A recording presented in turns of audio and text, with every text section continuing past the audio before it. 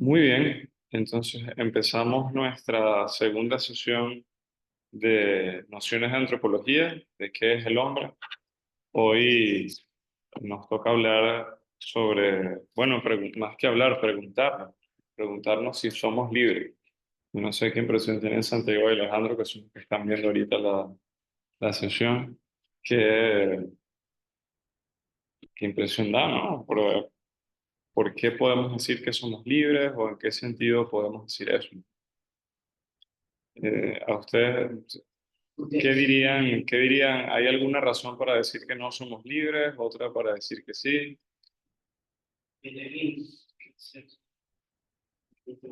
Y Santiago aquí dice que nosotros elegimos lo que hacemos. Alejandro, ¿a ti qué te suena? Eh, ¿Hay alguna objeción para decir que somos libres o siempre somos absolutamente libres?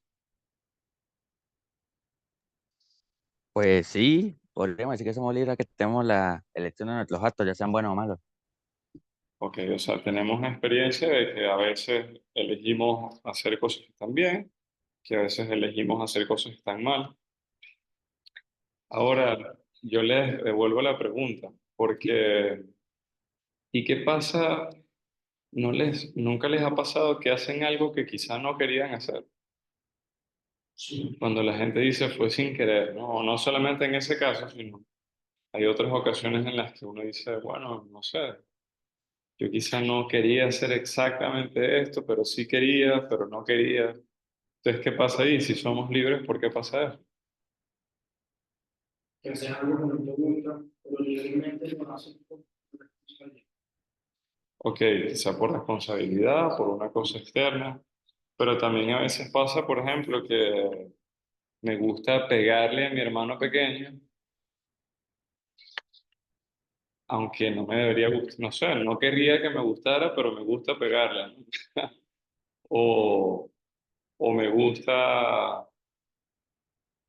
o me gusta tomar hasta que estoy sin conciencia, pero en verdad no me gusta, o sea, o en verdad preferiría vivir de otro modo. Entonces, ¿qué pasa, no? A veces nos gustan cosas que a la vez como que no querríamos. No pasa. O el hombre casado que resulta que le llama la atención a otra señora, ¿no? Te dice, bueno, no sé, ahí como que pareciera que la voluntad se dividiera y no nos queda tanta claridad si somos libres de hacer las cosas que en el fondo, que en realidad hacemos, ¿no? Eh, Otra perspectiva, ¿no? Para la pregunta. Si yo digo, a ver, ustedes tienen un proyecto de quién quisieran ser, de a dónde llegar, de qué cosas hacer, de metas, de trabajo, profesionales. La gente tiene metas de ese estilo. Sí, ¿no? Y por aquí dicen que sí. Eh, ok, pero a veces también pasa que mm, esas metas no me salen tan bien. O empiezan y vienen dificultades, pueden ser dificultades internas. En verdad me da pereza, en verdad se me pasó la ilusión, en verdad no. Entonces como que la libertad pierde presión. Aquí en la casa acaba de venir un técnico a arreglar el hidroneumático porque no estaba teniendo presión, perdía la presión y no se reactivaba. El problema era un sensor que estaba sulfatado, entonces se arregló y ahora el hidroneumático pone presión en el sistema de agua de la casa.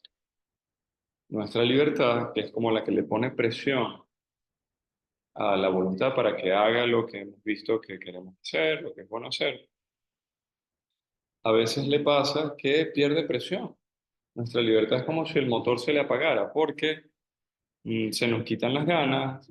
Eh, yo había visto algo como con mucha claridad, pero resulta que ahora no me siento como muy animado a hacerlo. Entonces también son ocasiones en las que no somos tan libres como creemos que somos, ¿no? Si la libertad es hacer lo que quiero, resulta que a veces no puedo hacer lo que quiero por factores internos. O a veces también me puede pasar que la libertad mantiene la presión, pero hay factores externos que me impiden hacer lo que había decidido o lo que quiero. Entonces tampoco soy tan libre, ¿no? Porque yo puedo querer ser el CEO de Apple o de no sé, o ser el presidente de, de Microsoft o trabajar en la bolsa de valores de Nueva York. Y eso no depende solo de que yo quiera, ¿no? Entonces también hay factores externos, hay un marco externo que le da unas referencias, ¿no? Unos límites a mi libertad. Eso se entiende, ¿no?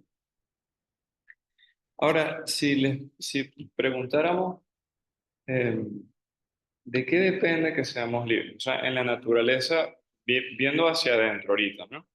Pensando al interior de la persona, ¿qué es lo que permite que yo pueda elegir con libertad? La semana pasada veíamos un poquito unas primeras preguntas sobre qué es el hombre y veíamos que nosotros conocemos el mundo que nos rodea y nos relacionamos con ese mundo a través de nuestro intelecto. Es decir, entendemos el concepto inmaterial de las cosas, incluso conceptos que pueden ser muy no evidentes en la realidad material y que los animales no descubren. Por ejemplo, el concepto de bien. Yo descubro que la silla, que el carro, que mi comida son buenas y por eso yo las puedo desear. Pero piense que el concepto de bien es un concepto inmaterial que agrupa en sí un montón de otras cosas. Entonces yo estoy entendiendo como una sola idea un montón de cosas diferentes. Los animales no lo ven así. Entonces el animal tiene comida enfrente, su instinto le dice si comer o no comer. Y no tiene otra opción, porque el instinto está determinado a una sola cosa. En cambio, el intelecto, como entiende ideas universales, ideas que se extienden a muchas cosas, cuando el intelecto desea comida, puede elegir entre un montón de tipos de comida, porque entiende el concepto de comida. O si el intelecto dice el hombre es bueno que yo quiero estar bien, pues ve que bajo el concepto de bien hay un montón de cosas diferentes. Entonces yo puedo dedicarme a la agricultura o estudiar medicina o dedicarme a la carpintería, porque entiendo el concepto de carrera o de bien. Un prerequisito, digámoslo así, para poder elegir, que es el acto en el que reconocemos la libertad. No digo que es la definición de libertad elegir, pero es un acto en el que nos damos cuenta que somos libres. Para poder elegir, yo necesito tener opciones. ¿Ah? Necesito tener opciones y esas opciones me las da mi conocimiento intelectual. Me las da mi conocimiento intelectual. Entonces, para estudiar este asunto de si somos libres, vamos a poner esta ventanita muy pequeña acá. Para estudiar el asunto de si somos libres, me busqué un ejemplo que es muy interesante. La verdad es que es de las mejores cosas que se han escrito en la historia y es de San Agustín. O sea, si queremos entender cómo es la experiencia de una decisión, podemos irnos a las cosas que nos ha escrito San Agustín. ¿Por qué? Porque, ¿qué pasa? Este fue un hombre que vivió como hasta los 40 años sin ser cristiano, no había descubierto realmente el cristianismo intelectualmente, no lo había entendido, no lo vivía.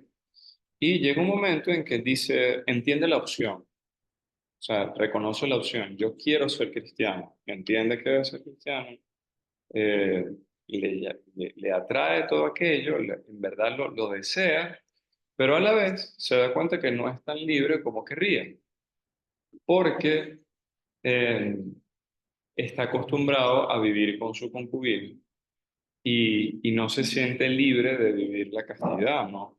No se le hace súper fácil, ¿no? Entonces se siente amarrado. Es uno de los casos en que vemos que la libertad tiene límites, porque yo quiero una cosa que es súper buena, pero me tiene amarrado otra cosa que incluso reconozco como menos buena. ¿Por qué vamos a irnos? ¿Por qué el título de lo que vemos en la pantalla es la experiencia de la decisión. Porque para entender la pregunta de si somos libres y hasta qué punto lo somos, lo primero es irnos a la experiencia. Eh, si yo fuera a ver qué tan rápido puede ir un carro, voy a un experimento, me meto en un carro y acelero. Si yo quiero saber qué tan libre soy, bueno, vamos a estudiar qué pasa con nuestra decisión. Si yo logro decidir lo que quiero, entonces puedo decir que soy libre. Si no logro decidir, es que yo no estoy libre. Si en mi casa, entonces ¿quién decide? ¿Mi papá o no? Si es mi mamá, entonces mi papá no es tan libre como parece. Y así. Vamos a ver qué nos dice Agustín de Hipona.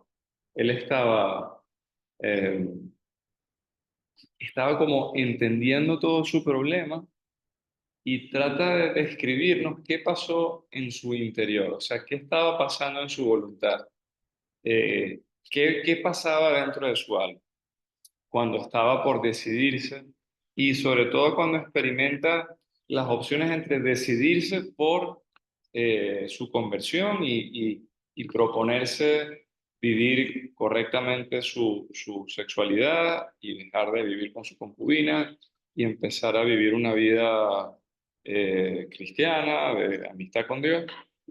Entonces, este es el momento de esa tormenta interna que nos describe súper bien en su libro llamado Las Confesiones. Y dice, ¿no? Lo podemos ver. En medio del gran tumulto que se desataba en el interior de mi morada, en su casa, ¿no? Su persona, su casa, su morada, y que yo mismo había desencadenado con furor contra mi alma, en el aposento más íntimo, mi corazón, tan convulso en el rostro como en la mente. Me precipito hacia Lipio, que era un amigo que estaba con él, exclamando, ¿qué hacemos? ¿Qué significa esto? ¿Qué has oído? Porque acababan de leer la vida de Antonio, que San Antonio Abad, un hombre que dejó todas las cosas y se fue a rezar al desierto. Entonces se fue a seguir a Dios en el desierto, como con gran valentía y desprendimiento de las cosas. Y Y entonces Alipio y Agustín, que acaban de escuchar esa historia, quedan como impresionados de la vida de Antonio y Agustín le dice a Alipio, y como convulsionado, dice, tenía el rostro, la cara roja, el corazón, no, taquicárdico, y le dice, ¿qué hacemos? ¿Qué escuchaste? Algunos desposeídos se alzan y arrebatan el cielo, se ganan una vida grande, ¿no? Mientras que nosotros, con toda nuestra vana doctrina, aquí estamos revolcados en la carne y en la sangre. En el original él dice, nos cum doctrinis nostris sine corde. Nosotros aquí, con toda nuestra ciencia, somos unos expertos en lingüística, en discursos, en gramática, que era su profesión, pero no tenemos corazón. No tenemos, no tenemos esa fuerza para decidirnos por una vida mejor. Dije, creo, algo por el estilo. Y luego la tempestad interior me arrancó de su lado, mientras él me miraba atónito en silencio. La descripción de Agustín es fenomenal. O sea, tanto fue su eh, tormenta eléctrica interior que tuvo que dejar de hablar, tuvo que ir a sentarse y quedarse metido en su interior, afrontando lo que estaba pasando en su propio corazón, como dice él, en el aposento más íntimo de su propia alma, de su morada. Ciertamente mis palabras eran inusuales, pero más aún que las palabras que pronunciaba, mis sentimientos expresaban la frente, las mejillas, los ojos, el color de la piel, el tono de la voz. O sea, todas esas cosas estaban expresando lo que San Agustín estaba sintiendo por dentro. Se entiende como el marco de referencia. Estamos eh, como metiéndonos por una ventanita en la cámara de seguridad del alma de Agustín para ver el momento en el que él trata de decidir, pero se da cuenta que no es tan fácil decidir. ¿Se entiende? No. Y Santiago dice que no. A ver, ¿qué crees que nos está contando Agustín? Eh, con un choque de ideas. O sea, Ya, ¿y cuáles son las dos cosas opuestas? Porque él ahorita, más que habla, a ver, nos habla de Antonio que se decidió por dejar todas las cosas y arrebata una vida grande, ¿no? Una vida con Dios, tal, pero el cuento es que era el ideal de una vida grande que requiere esfuerzo. Entonces él dice, esta gente tuvo suficiente corazón para escoger esa vida. En cambio, nosotros, él dice aquí, con toda nuestra vana doctrina, con toda nuestra doctrina sin corazón, no tenemos la decisión de escoger una vida mejor. Dice, de algún modo la quiere, ¿verdad? O sea, manifiesta que la desea, ese tipo de vida.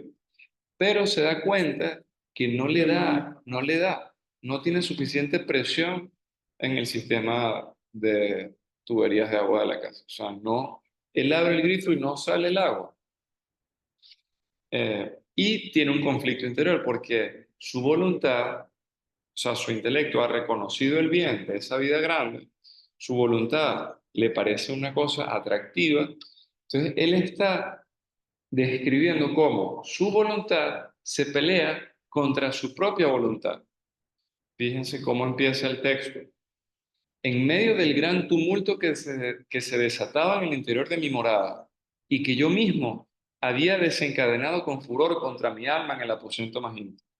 Es decir, el lío se lo hizo él mismo, en el sentido de que él está como confrontándose con su deseo para decirle a su propio corazón, ¿tú por qué quieres una vida que es peor si puedes querer una vida que es mejor? Entonces, nosotros queremos entender la experiencia de la decisión para entender un poquito más qué es la libertad. Y de lo que nos damos cuenta es de que la libertad no es tan directa como parecería a primera vista, sino que las grandes decisiones de la vida a veces se dan como en batalla con uno mismo. Y bueno, vamos a ver cómo describe Agustín la decisión, vamos a ver un segundo momento de esta escena y seguiremos comentando las consecuencias.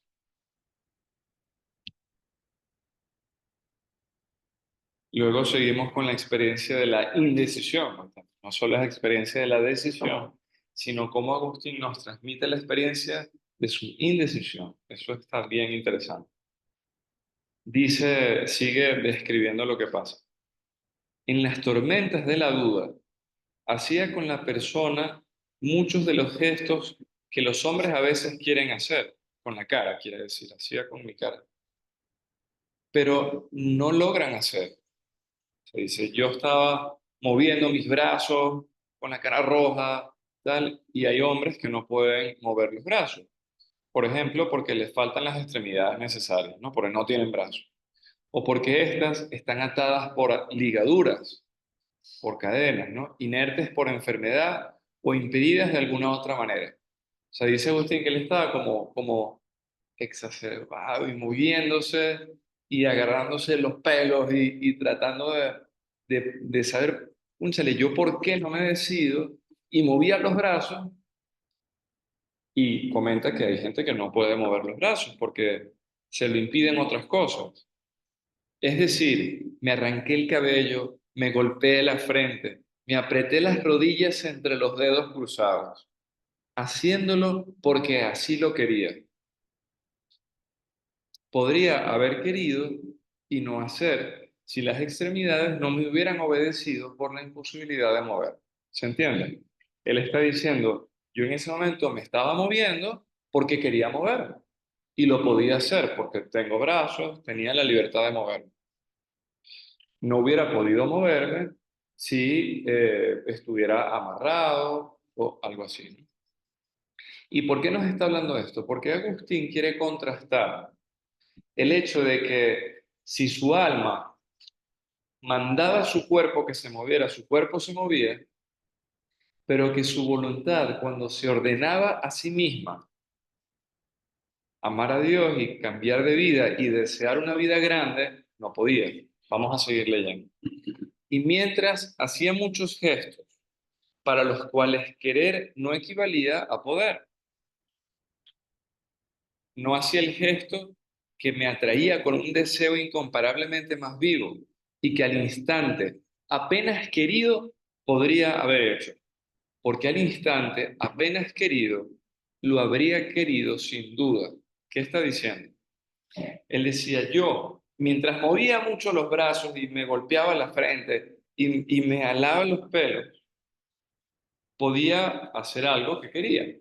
Pero lo que en verdad yo quería hacer, lo que me atraía con un deseo incomparablemente más vivo, era cambiar de vida, era escoger una vida mejor y lanzarse a ese proyecto. Y él se da cuenta que no era su voluntad mandándole a su cuerpo, a sus brazos, o a sus piernas, o a su rostro, sino que era su voluntad cayéndose a golpes consigo mismo. Por eso dice, yo apenas hubiera querido, lo habría querido.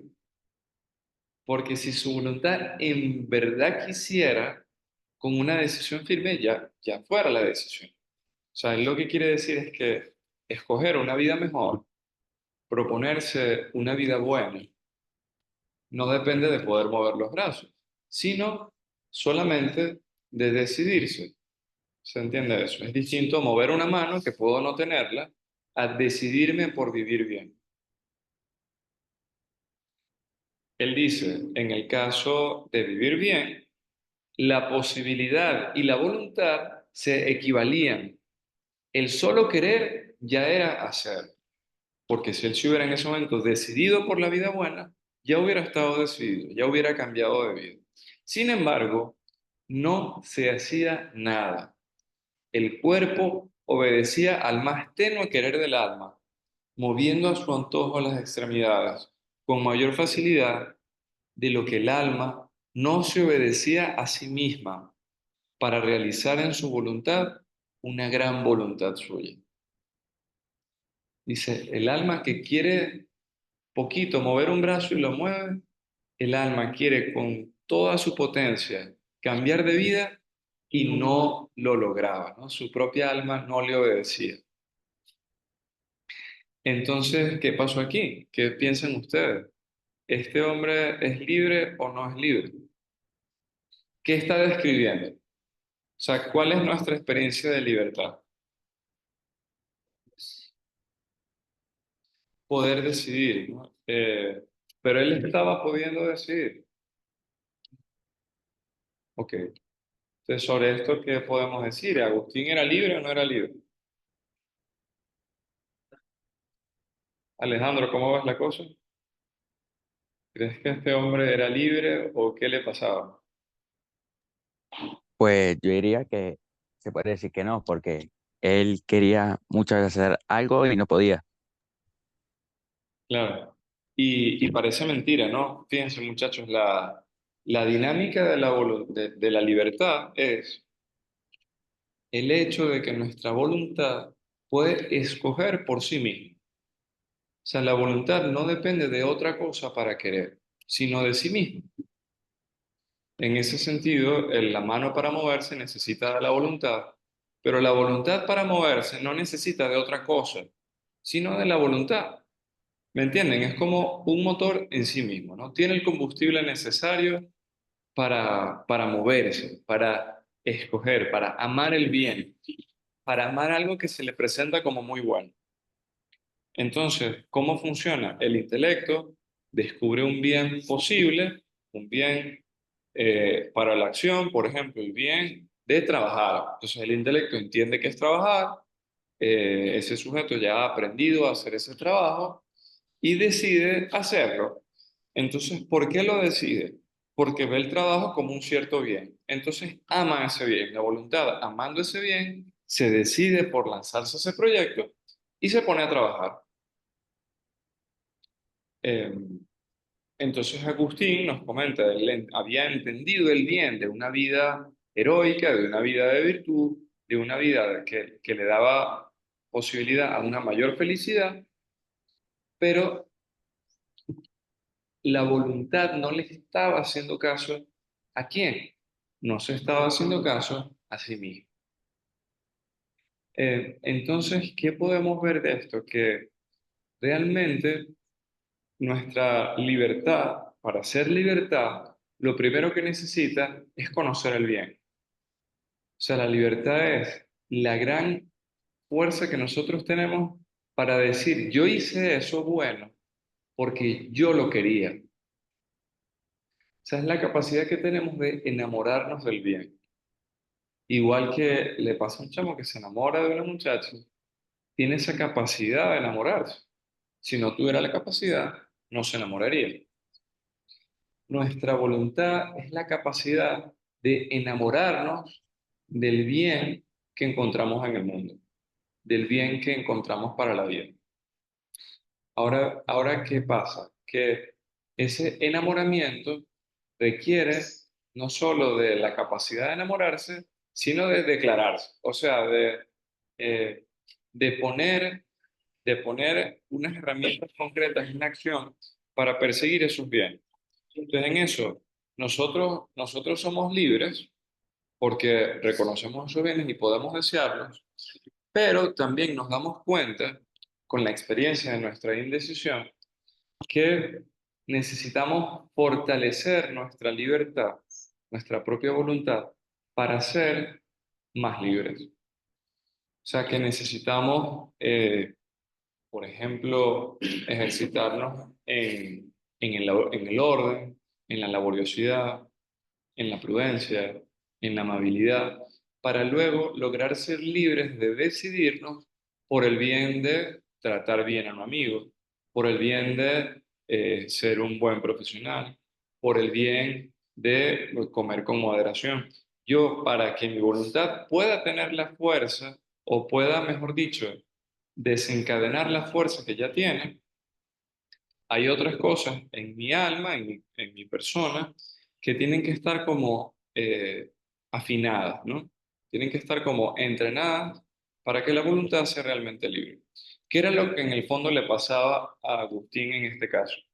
Que su falta de virtud, su esclavitud era con sus pasiones. Entonces, en ese momento era tan esclavo de sus pasiones, su voluntad estaba tan amarrada que era tanto como tener los brazos amarrados. Entonces él estaba tratando de sacarle músculos a su voluntad para poder romper eso y poder amar con tranquilidad lo que ya le había enamorado. ¿Se entiende? Le había enamorado una vida grande, una vida que dejara algo, pero necesitaba todavía los músculos para que su voluntad pudiera desenvolverse en ese proyecto. Bueno, aquí tenemos como el primer dibujo, ¿no? La libertad es algo que reside en la voluntad y la voluntad es un músculo superpotente que sin embargo tiene que haberse ejercitado para que pueda funcionar. Pero lo tenemos, por ser hombres, tenemos ese músculo. Entonces podemos decidirnos a hacer cosas que nos perfeccionen, que nos hagan buenos. Vamos a tratar de entender un poquito más cuál es el objeto de la decisión. O sea, ¿qué significa cuando uno se decide, a qué se decide? Entonces, para discutir eso, yo les haría una pregunta. Y es, cuando uno hace cosas, cuando uno eh, ejercita su voluntad, nosotros hacemos o descubrimos. O sea, el, cuando actuamos en el mundo, cuando el hombre actúa, cuando pone cosas en el mundo, ¿él está haciendo algo bueno o está descubriendo algo bueno? O sea, ¿eso bueno que hace viene de él o no viene de él o ya estaba ahí? ¿Qué creen ustedes? O sea, probablemente también seguramente lo descubro, pero yo creo que es un poquito de Y un ejemplo, si tenemos que entender eso con un ejemplo. tú puedes realizar una acción buena de reciclaje, eso lo hace. Ok, entonces reciclaste unas cosas y te parece una cosa buena. Pero también hay una acción que tú la realizas porque quieres, o sea, la haces. No solo porque descubriste que es bueno, sino por voluntad, porque también puede parecer bueno reciclar. Entonces, por si no se escucha en la grabación, Santiago lo que dice es, eh, yo cuando reciclo, por ejemplo, hice algo y en parte descubro una cosa buena, porque mira, esto era algo bueno que yo podía hacer, pero también por otro, entonces en ese sentido digo que es como un descubrir, ¿verdad? Descubrí algo bueno que podía hacer, porque yo no inventé la acción de reciclar, ¿ok? Y reciclar no es bueno porque yo lo haga, sino que eso ya era bueno antes de que yo lo pensara. Pero por otro lado, a la vez, también es algo que yo hago y no tanto algo que descubro cuando es una decisión de mi libertad. O sea, de algún modo, lo que yo descubro es algo que no viene de mí. En cambio, lo que yo hago, lo que yo pongo por primera vez en la existencia, es algo que viene de mí. Y me hago esta pregunta, muchachos, hablando ahora sobre, si, preguntándonos si somos libres, porque en nuestra vida de todos los días, y en general en la vida, tenemos experiencias de que en parte descubrimos, descubrimos cosas buenas eh, y, y en ese sentido, esas cosas buenas no vienen de nosotros, de algún modo, ¿no? Por ejemplo, yo me enamoro y descubro que viviendo para esa mujer yo puedo formar una familia, dar la vida por mis hijos, sacarlos adelante. Entonces, esa vida matrimonial, por ejemplo, es buena en sí misma. No era buena después de que yo la descubrí, sino que es buena desde siempre y yo me di cuenta de eso. Entonces, de algún modo, en la vida se nos presentan bienes que descubrimos, ¿ok? No que hicimos nosotros. Y a la vez, eso no viene de nosotros. O sea, que el matrimonio sea bueno no viene de mí. Pero precisamente por eso me atrae, porque yo no lo tengo y porque veo que es bueno. En ese sentido, yo descubro algo bueno en la realidad. Por otra parte, me doy cuenta de que yo decido hacer. Y en ese sentido, yo estoy haciendo que eso venga de mí, que esa acción, yo sea su padre. Yo soy padre de mis propias acciones, de algún modo. Entonces, si yo descubrí que el matrimonio era bueno, bueno, está fenomenal, pero el que se casa y el que se entrega a su familia soy yo. Y esa acción viene de mí. Y muchachos, estos dos son un poco los dos polos de la libertad. O sea, si la libertad fuera un planeta, tendría dos polos, no más, porque los planetas solamente tienen dos polos, por una verdad astrofísica, ¿verdad? Por el magnetismo de los planetas. Eh, pero ¿por qué son dos polos de la libertad? Bueno, muchachos, porque cuando pensamos sobre qué es la libertad, sobre si yo soy libre o no, me doy cuenta, me doy cuenta de que la libertad no solamente está en el hecho de decidir, no solamente, sino que está también en el hecho de que es mía la acción. O sea, hay una paternidad de las propias acciones que hace que yo tenga mérito y responsabilidad sobre esas acciones, son mías. Pero por otra parte, la libertad siempre está orientada no solo a que la decisión sea mía, eso va a ser así siempre, sino a que eso por lo que me decido sea valioso. Y la cualidad de valioso de eso por lo que me decido, la cualidad de valioso de eso no es, eh, no depende de mí, sino que es algo que yo descubro. O sea, la cualidad de valioso de aquello es algo que yo descubro. Em, entonces, ¿de qué me estoy dando cuenta? De eh, el hecho de que el bien no viene exactamente de mí.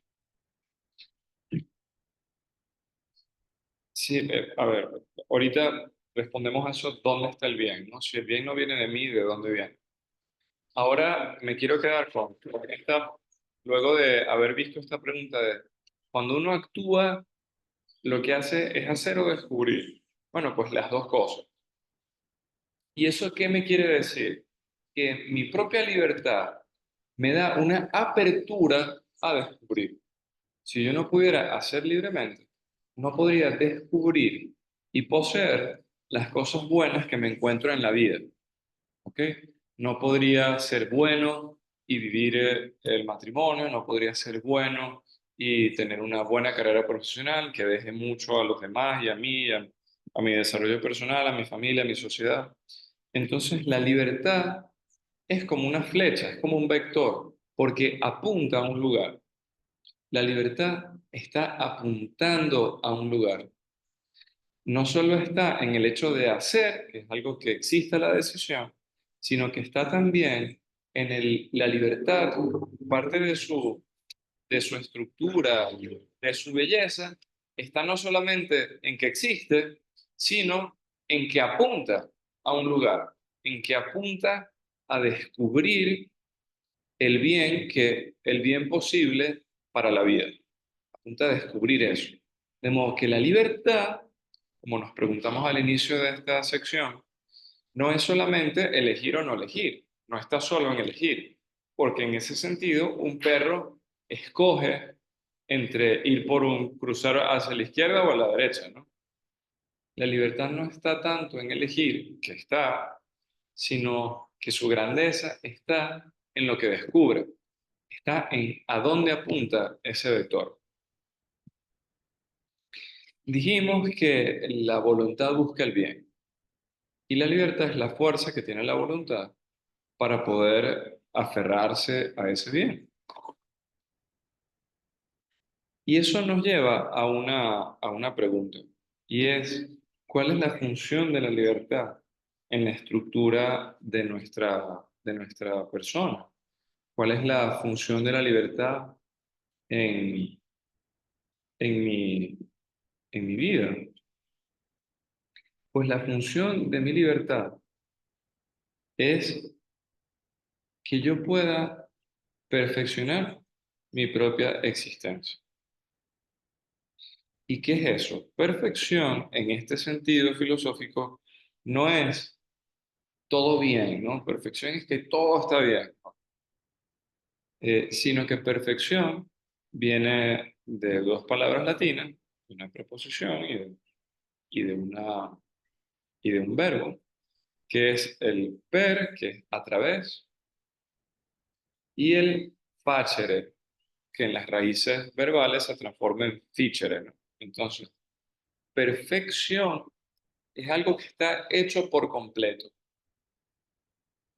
Es como algo que llegó a actualizar toda la potencialidad que tenía escondida. Por ejemplo, un, un carro desarmado no es perfecto. Un carro que está armado y funciona bien es perfecto, porque está hecho a través, está absolutamente, ha llegado a lo mejor que podía ser, ¿no? Armándolo, armándolo. Entonces, si estamos diciendo que la libertad es algo que me permite a mí hacerme a mí mismo, porque soy padre de mis acciones, porque descubro el bien que hay en ellas, em, pues también hay que decir que la libertad entonces es el medio que tengo para perfeccionarme. Ahora, ¿qué es la perfección es hacerse por completo, pero habíamos dicho que la libertad no es solamente hacer, sino que es un hacer que descubre el bien que hay en el mundo. Entonces, la pregunta es, que en el momento la dejé en el aire, es, de dónde sale ese bien que descubro, de dónde viene. Porque si lo que a mí me va a hacer feliz, lo que a mí me va a hacer, lo que a mí me va a dar una vida plena es el bien que descubro en la vida y en el mundo, vale la pena preguntarme de dónde viene ese bien, cuál es el origen de ese bien. Una primera cosa es que no viene de mí mismo, porque si viniera de mí, ya lo tendría. Estoy buscando algo que no tengo, que no depende de mí. Estoy buscando algo que realmente descubro fuera de mí. Y, y ese bien que descubro está en la realidad. Era lo que veíamos en la primera sesión que tuvimos sobre metafísica, sobre qué se puede pensar sobre lo real. Es importante dirigirnos hacia el origen, ¿no?, de las cosas. ¿De dónde viene ese bien que me perfecciona? De la realidad.